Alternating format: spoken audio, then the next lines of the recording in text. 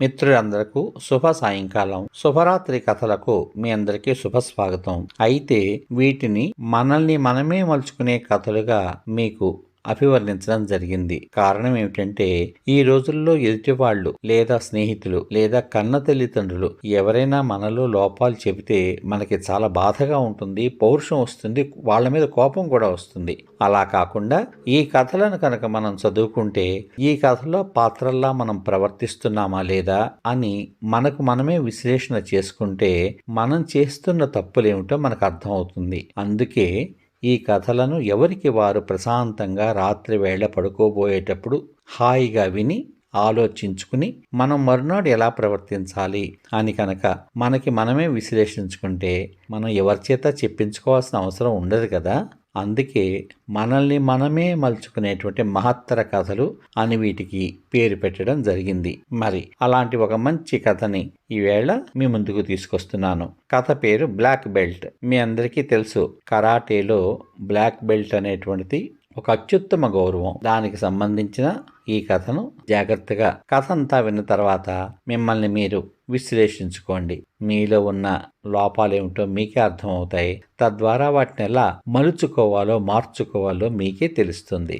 ఇప్పుడు మీకోసం black belt కథ. ఒక యువ మార్షల్ యుద్ధ కళాకారుడు చాలా సంవత్సరాల కృషి తర్వాత బ్లాక్ బెల్ట్ పొందడానికి ఎంపిక అయ్యాడు. జపనీస్ భాషలో బ్లాక్ బెల్ట్ ను ప్రదానం చేసేటువంటి టీచర్ని సెన్సే అంటారు. ఈ బెల్ట్ను సెన్సే ఒక వేడుకలో ఆ యువ మార్షల్ కు అందించాల్సి ఉంది. వేడుక రోజున ఆ యువకుడు బ్లాక్ బెల్ట్ అందుకోవడానికి సెన్సే కంట ముందుగా వచ్చాడు. బ్లాక్ బెల్ట్ అందుకోవడానికి ముందు నీకు మరొక పరీక్ష పెట్టాలి అని సెన్సే అన్నాడు. సెన్సే అంటే బ్లాక్ బెల్ట్ ని ఆ యువ మార్షల్కి అందించే గురువు అన్నమాట. నేను సిద్ధంగా ఉన్నాను అని ఆ యువకుడు ఎటువంటి సంకోచం లేకుండా పూర్తి ఆత్మవిశ్వాసంతో చెప్పాడు. ఎవరితో అయినా పోటీ పడవలసి ఉంటుందని అనుకున్నాడు. కానీ సెన్సే మనసులో ఇంకేదో ఉంది అని ఆ యువ మార్షల్కి తెలియదు.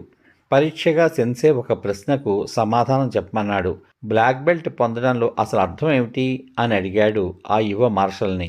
నా ప్రయాణానికి ముగింపు, నా కష్టానికి ప్రతిఫలం అని ఆ యువకుడు సమాధానం చెప్పాడు. సెన్సే ఈ సమాధానంతో సంతృప్తి చెందలేదు. చూడు, నీకింకా బ్లాక్ బెల్ట్ పొందే సమర్థత రాలేదు. 1 సంవత్సరం తర్వాత తిరిగిరా అని చెప్పి ఆ కుర్రవాణ్ణి పంపించేశాడు. సంవత్సరం తర్వాత ఆ యువకుడు మళ్ళీ బ్లాక్ బెల్ట్ పొందడానికి వచ్చాడు. సెన్సే మళ్ళీ అదే ప్రశ్న వేశారు, బ్లాక్ బెల్ట్ పొందడం యొక్క అసలు అర్థం ఏమిటి అని.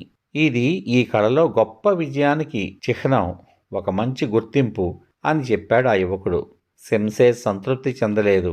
అతను ఇంకా ఏమన్నా సమాధానం ఇస్తాడేమోనని వేచి చూశాడు గాని ఆ యువకుడు నిశ్శబ్దంగానే ఉన్నాడు. అప్పుడు సెన్సే అతనితో, నీవు బెల్ట్ పొందడానికి ఇంకా సిద్ధంగా లేవు, వెళ్ళు, వచ్చే ఏడాది మళ్ళీ రా అని సెన్సే యువకుడిని వెనక్కి పంపేశాడు. మళ్ళీ 1 సంవత్సరం తర్వాత యువకుడు మళ్ళీ సెన్సే ముందుకు వచ్చాడు. సెన్సే అతన్ని మరోసారి అదే ప్రశ్న అడిగాడు, బ్లాక్ బెల్ట్ పొందడంలో అసలు అర్థం ఏమిటి? దానికి ఆ యువకుడు ఇలా సమాధానం చెప్పాడు, బ్లాక్ బెల్ట్ అనేది క్రమశిక్షణ, కష్టపడి పనిచేయడం, మునుపటి కంటే ఎప్పుడూ మెరుగ్గా ఉండాలి అనే ప్రేరణ, ఇవన్నీ కలిసిన ఎప్పటికీ అంతం కాని ఒక ప్రయాణానికి నాంది, అంటే మొదలు అని సమాధానమిచ్చాడు. ఆ యువకుడు పరిపూర్ణ విశ్వాసంతో ఇచ్చిన సమాధానం సెన్సే కళ్ళల్లో మెరుపును తెప్పించింది. ఆ సమాధానమే సెన్సే ఆశించింది. ముఖంపై చిరునవ్వుతో, ఖచ్చితంగా ఇప్పుడు నువ్వు బ్లాక్ బెల్ట్ పొందడానికి అర్హత సాధించావు. ఈ గౌరవాన్ని స్వీకరించి నీ పనిని కొనసాగించు అన్నాడు. ఒక నిండు సభలో బ్లాక్ బెల్ట్ను ఆ యువ మార్షల్కి సెన్సే అందించాడు. చూసారా స్నేహితులారా, కొన్నిసార్లు పెద్ద విజయం సాధించిన తర్వాత మనం కొంచెం అహంభావంతో విశ్రాంతి తీసుకుంటాం.